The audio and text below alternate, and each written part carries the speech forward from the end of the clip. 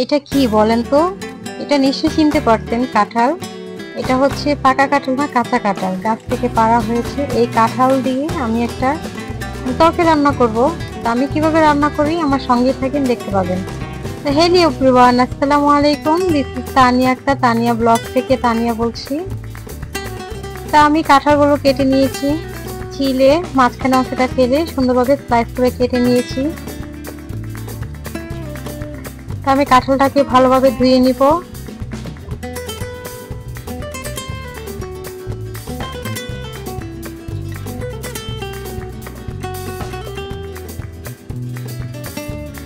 আমার কাঁঠাল ধোয়াটা কমপ্লিট হয়ে গেছে। এখন আমি পাতিল বসে দিয়েছি, পাতিলে পর্যাপ্ত পরিমাণে পানি দিয়ে দিলাম। এখন আমি কাঁঠালটাকে 10 মিনিট সিদ্ধ করে নিব। সিদ্ধ হতে যতক্ষণ সময় লাগে। এখন দিয়ে দিলাম লবণ, সামান্য একটু হলুদের গুঁড়া, আর একটু দিব মরিচের গুঁড়া, দিয়ে একটু নেড়েচেড়ে মিশিয়ে ঢাকনা দিয়ে ঢেকে দিব।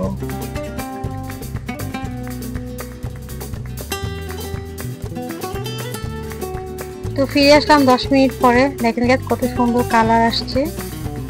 আমার কাঁঠালটা সিদ্ধ হয়ে গেছে পুরোপুরি ভাবে। এখন আমি ছাঁকনিতে ছেঁকে নিব। ক্যামেরাতে অ্যাকচুয়ালি কালারটা বোঝা যাচ্ছে না, অনেক সুন্দর হলুদ কালার আসছে।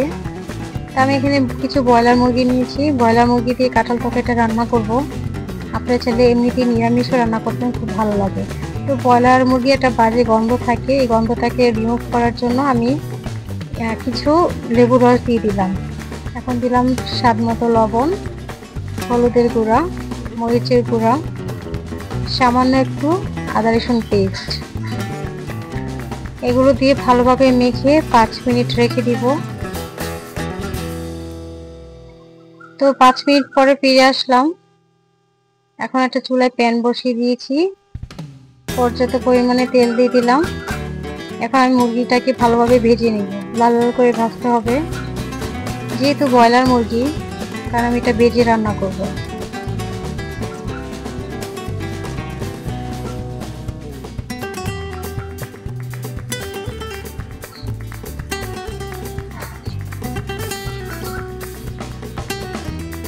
দেখেন গাইস, আমার মুরগিটা প্রায় ভাজা হয়ে গেছে। আমি উল্টিয়ে দিচ্ছি, সম্পূর্ণ ভাজা হয়ে গেছে।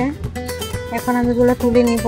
ওই সেম কড়াইয়ের মধ্যে আবার হচ্ছে কাঁঠালগুলোকে ভেজে নিব।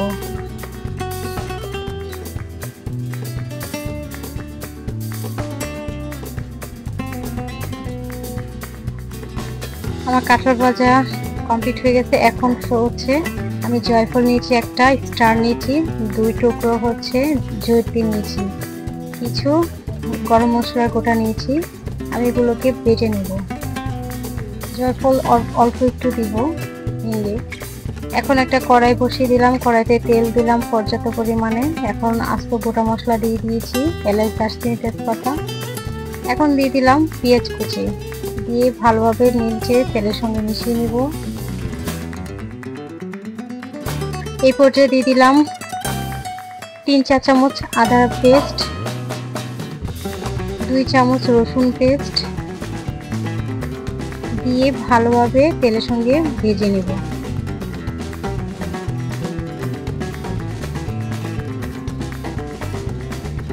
আমার এটা প্রায় ভাজা হয়ে গেছে। এখন দিয়ে দিলাম স্বাদ মতো লবণ, 2 চামচ হলুদের গুঁড়া, দিয়ে তেলের সঙ্গে ভালোভাবে মিশিয়ে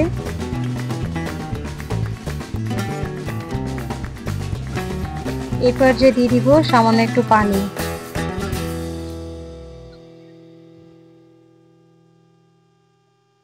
পানিটা দিয়ে একটু নেড়ে দিব। এখন দিয়ে দিব 2 চামচ মরিচের গুঁড়া, দিয়ে এটা মিশিয়ে নিব।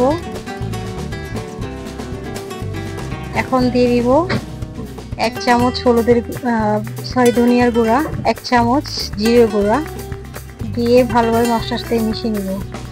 আমি জয়ফল জয়িত্রী বেটে নিয়েছি, সেই বাটা মশলাটাকে একটু দিয়ে দিব।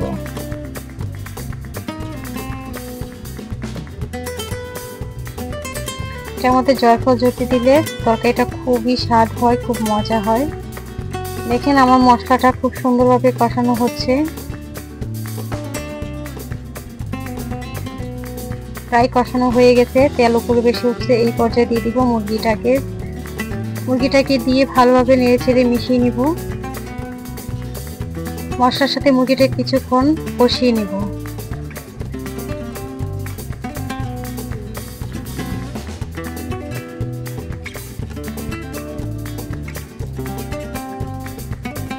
মুরগিটা কষানো কমপ্লিট হয়ে গেছে। এখন দিয়ে দিব কাঁঠালটাকে দিয়ে ভালোভাবে নেড়েচেড়ে মশলার সাথে মিশিয়ে দিব। কাঁঠালের কালারটা কিন্তু অনেক হলুদ এবং সুন্দর একটা কালার আসছে, বাট ক্যামেরাতে বোঝা যাচ্ছে না, ক্যামেরাতে একদম সাদা সাদা লাগছে। দেখেন কতটা সুন্দর হচ্ছে, আমার সব কিছু একদম পারফেক্ট হয়েছে। কালারটা অনেক সুন্দর, ক্যামেরা এতটা ভালো লাগছে না, কিন্তু অফ ক্যামেরা খুবই সুন্দর এবং লোভনীয় হয়েছে। তা আমি এভাবে 10 মিনিট ঢেকে নিয়েছিলাম। 10 মিনিট পরে দেখেন আমি কষিয়ে নিয়েছি। ভালোভাবে যত কষাবেন ততই স্বাদ বেড়ে যাবে তরকারি। অনেক সুন্দর কালার আসছে দেখেন গাইস। তো 10 মিনিট পরে হচ্ছে আমি একটু গরম পানি দিয়ে দিলাম পরিমাণ মতো। এই পানির উপরে আমি তরকারিটাকে রান্না করব, কারণ অবশ্যই এখানে গরম পানি ইউজ করতে হবে, কারণ ঠান্ডা পানি ইউজ করলে তরকারির স্বাদ নষ্ট হয়ে যায়। গরম পানি দিলে স্বাদটা ঠিক থাকে। তো কিছুক্ষণ ঢেকে রান্না করার পরে দেখেন গাইস আমারটা বলক চলে এসেছে।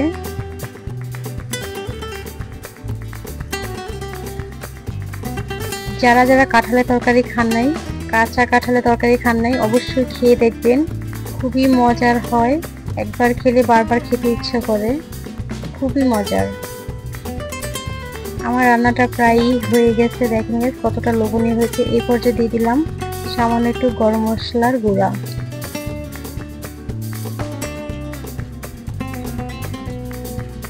খুব মজা হয়।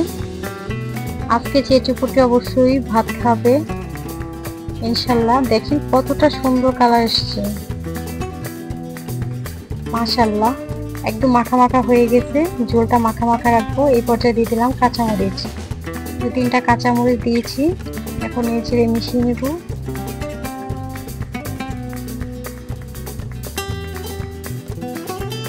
মাশাআল্লাহ অনেক সুন্দর হয়েছে।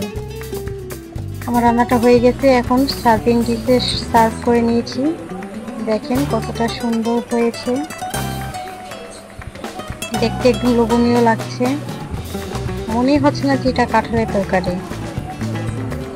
তো আমি একটা কাঁঠাল আপনাদেরকে ধরে দেখাচ্ছি, দেখেন কতটা সুন্দর সফট হয়েছে, একদম গলে যাচ্ছে।